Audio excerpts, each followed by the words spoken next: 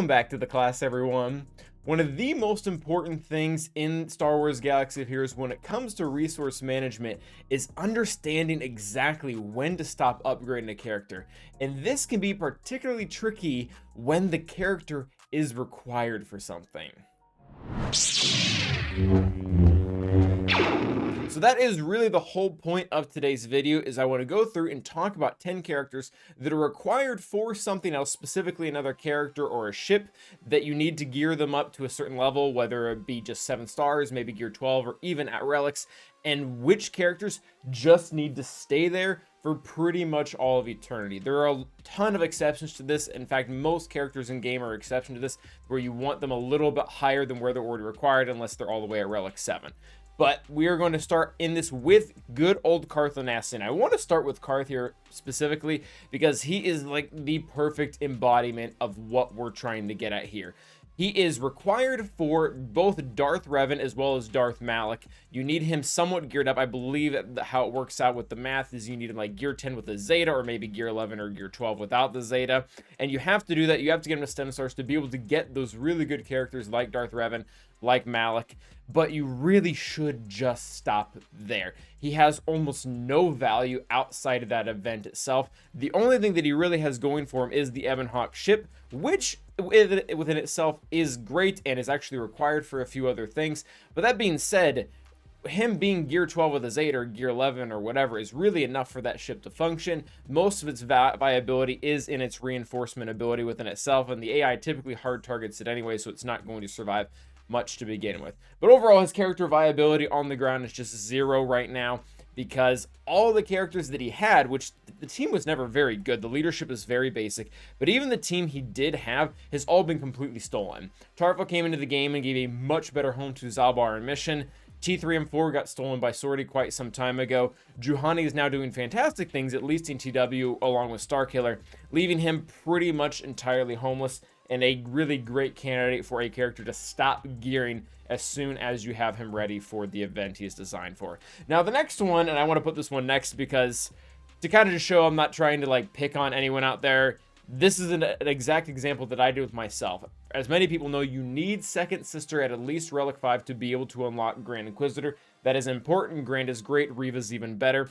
But you do not make the mistake that I did by taking her to Relic 7. Not only is she not ideal in the Reva mission in TB to be able to unlock Reva, but she's not ideal in the final comp. So by putting these 2 extra relic levels on her, like I did, I essentially just wasted them and took myself, or really took away a better opportunity to gear up a relic higher up 8th brother, and now I'm just kind of stuck with this.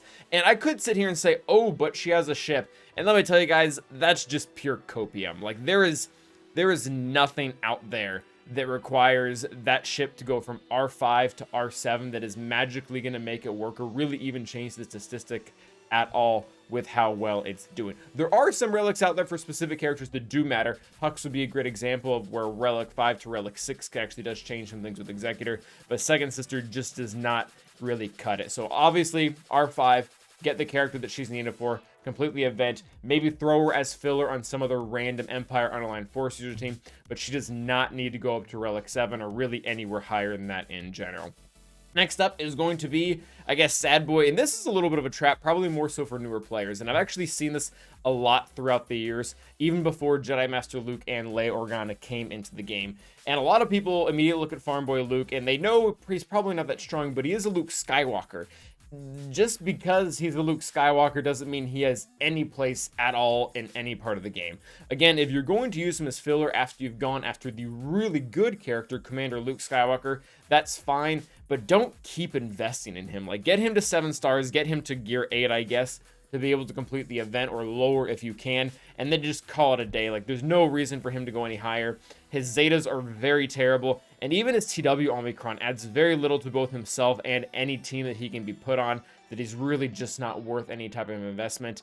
His tags really don't go that far either, and maybe one day we'll get Red 5 in game and he'll be the pilot, because I guess that kind of fits with how A New Hope worked and where Red 5's most iconic appearance was. But at the same time, That's tomorrow. This is today. Don't do it. It's not in the best interest of your roster. There are many better things that you could be gearing and relicing up or zetating up for that matter.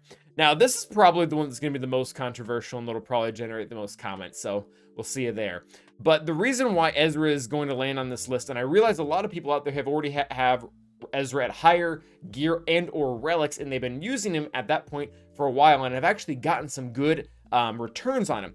The reason why he's making the list right now is Ezra was a pretty good Jedi when he first came out, and every Jedi that has come out since then has been better than him. There really isn't any comparison, and we are now to the point where in GAC, for example, you can make 4 good Jedi teams without even touching Ezra Bridger. He's not needed at all. Now, he is required for Thrawn, or at least he's required to be in his ship, so you have to have him unlocked. You probably had him started to be able to get Thrawn, and that's great. And even like if you're like myself and you're at a point where you can just gear 12 everything, because that's how abundant all the gear 12 gear is. He can even take gear 12 because the minimal gains on the ship, I guess, are nice. But overall, if you're using the other characters in their best spots, like the Phoenix tag actually with the Phoenix, I didn't even mention that. He's not in the best Phoenix team. That's really one of the reasons why he's ending up here in general. If you're going to use a Phoenix team, this top line is going to be the ideal team for a variety of reasons. And even if you do want to swap out one of these characters because for whatever reason you want to use Sabine with a Mando team or Kanan with a Jedi team, I don't advise those. They're better here. You would want Zeb. You would want Zeb over Ezra just because he adds so little viability overall to that team and really just ends up within himself becoming a catalyst to be able to unlock Thrawn, get Chimera, get the Phoenix ships up and going, and he really doesn't need to go anywhere beyond where you would already have him. So again, not really good with Phoenix, and there's just way better Jedi than him. And even if you don't have the access to a lot of those Jedi like Ki-Adi-Mundi or Cal Kestis, you still don't want to be investing in a long-term bad investment unless he gets reworked or some other help comes along for him later. But again, that's tomorrow. This is today, and we have to do the best with the information we're given. Next up are actually these characters are going to kind of work in conjunction, and both of these characters share several things in common. Number one, they're both Hutt Cartel. Number two, they're both required for Galactic Legend Jabba at Relic 3. And then on top of that, and this is where I think a lot of the misleading came in, they both got reworks. Gamorrean Guard's a little less than Mob Versus, but they both got reworks right around when Jabba came out. And a lot of people came in with the presupposition that they were going to be good. Because to be fair, that has happened actually several other times, even recently with the Gar and Imperial Super Commando. Those reworks made those characters significantly better. Royal Guard, which was a couple of years ago now, made the character significantly better than it was. These two really just don't have what it takes. Gamorrean Guard adds pretty much nothing overall to the Jabba team. His taunt is not sticky. He's somewhat tanky, but for the most part, he just sits there and doesn't do anything. Mob Enforcer really has nothing to her name. The only thing that she does really have going for her that's more of a unique fun fact than it is actually a useful tactic is the fact that her thermals are the highest damage dealing thermals in the entire game. That being said, there's just not enough here to really piece anything together to use her in a singular team or to use her in a group. Now, there are some somewhat useful things you can use them with in Conquest because of the tags they have, but at the same time, Relic 3 is fine. You don't need to take the Relic 5 or Relic 7 to be able to use them in a Jabba or any other team for that matter, or give Gamorrean Guard his Zeta like I myself did. Never going to get that one back. Because in reality, Embo is going to be the best fifth for the Jabba team if and when you get them. And even if you don't have Embo, there's a lot of times where Boba can actually slot in there really nicely. Not just as filler, but there are some counters, specifically Night Sisters, that he can kind of ruin if he gets the Disintegrate at the right time. So this is a weird one, and one people probably didn't even remember was ever a thing, is going to be Hoth Rebel Soldier. So Hoth Rebel Soldier isn't required for any specific legendary, which is why nobody remembers him.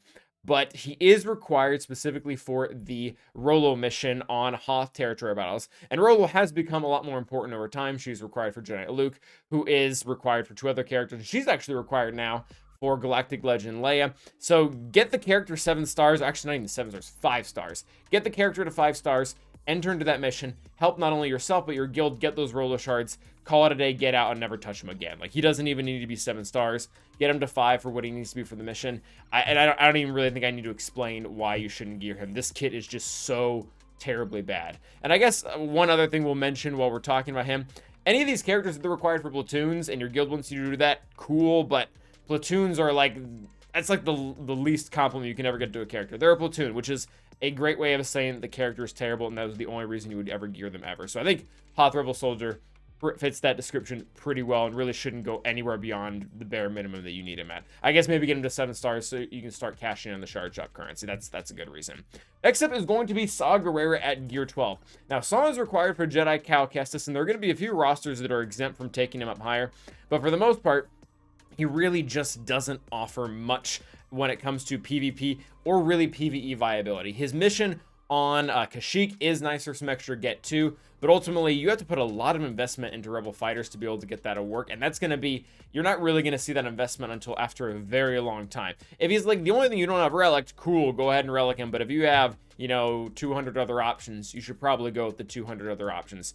The issue is there are some fun teams you can make with him right now, but all of those rebels that he can use really have higher callings with another kind of mid-level team like Mon Mothma or Sana, or even a higher level team like CLS, as well as Galactic Legend Leia Organa herself. So he just kind of gets left out in the cold, and his kit really just isn't very good. I fought a Relic 9 one with the Omicron and the Datacron this last 3v3, and Ness just beat the comp because he gains so much buffs and just doesn't have the overall utility to be able to play with a lot of the higher tiered squads that we have going nowadays. So gear 12 is fine. Obviously you need him for Cal Kestis at that point, but I wouldn't sink all of the other resources in to him beyond that. If you want to use him for filler on 3v3 with Biggs and Wedge, that's completely fine, but the whole idea of this is to not take them further than they're already required to be at for the characters they're needed for.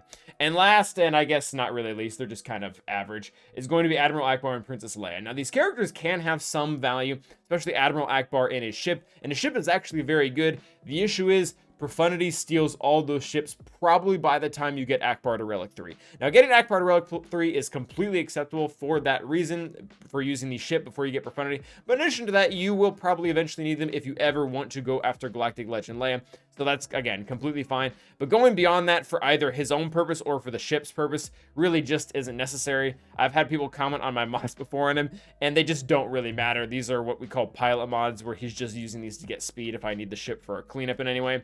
Princess Leia kind of falls into the exact same category. The only real difference between her and Ackbar himself is the fact that she's needed for JML versus Leia, but it's a very similar concept. These characters get used at R3. If you have the Omicrons on them, I guess that's fine. I'm not a huge fan of them myself, and you can still use them to some effect at R3, just don't really go beyond that with them. And I quite frankly, if you don't have them applied, I wouldn't advise it. There are dozens of better Omicrons, even if you're a GAC onlyist, it's just not the best option.